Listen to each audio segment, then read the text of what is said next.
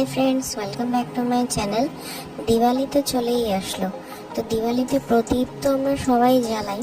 তো মাটির সাধারণ প্রদীপগুলোকে না জ্বালিয়ে সেগুলোকে একটু সুন্দর করে ডেকোরেশন করে নেওয়াটা বেশ ভালো লাগে দেখতে।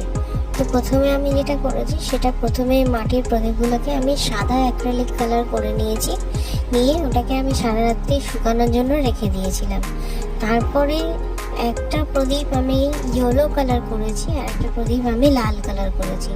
নিয়ে সেটার উপরে আমি কিভাবে ডিটেলিং করেছি সেটাই তোমাদেরকে দেখানোর জন্য আজকে আমি এই ভিডিওটা করেছি।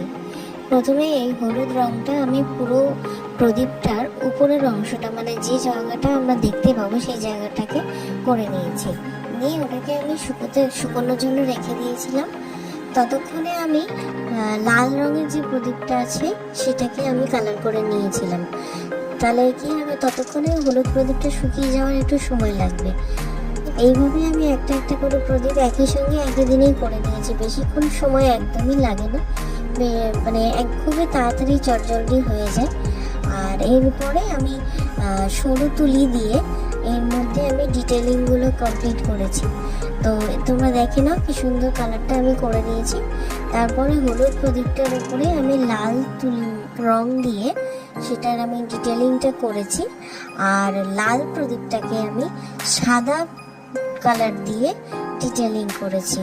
তো তোমরা দেখে জানাও কেমন হয়েছে কালারিংগুলো, আর কমেন্ট বক্সে অবশ্যই জানিও কেমন লাগলো তোমাদের। অনেকদিন পরে আজকে আমি এই ভিডিওগুলো নিয়ে আসলাম। Thank you for watching. আমার সঙ্গে থাকো, আমার পাশে থাকো এইভাবে। আর হ্যাপি দিওয়ালি সবাইকে। Thank you, tata.